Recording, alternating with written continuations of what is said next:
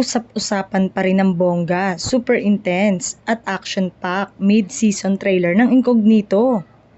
Pinusuan nga ng mga netizen ang mga world-class scene nito na kinuhaan sa gitna ng winter season sa Japan.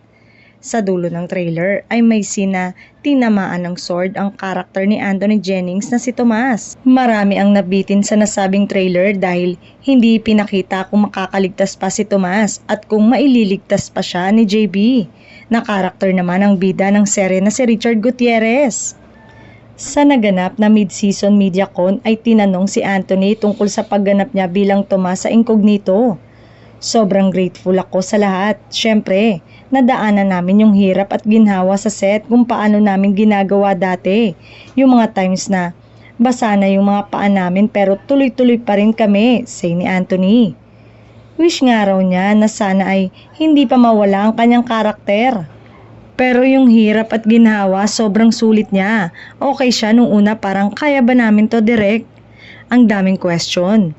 Pero nung napanood na namin yung trailer, hindi na namin in-expect na ganun pala yung habulan sa jet ski, ganun pala. Sobrang amazing lang, sobrang nakaka-proud na parte pa rin ako ng show na ito. Sana hindi ako mamatay, pahayag pa ni Anthony.